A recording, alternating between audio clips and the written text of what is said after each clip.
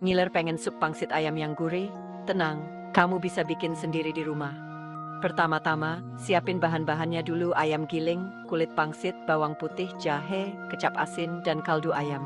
Campur ayam giling dengan bawang putih dan jahe yang sudah dicincang, tambahkan sedikit kecap asin.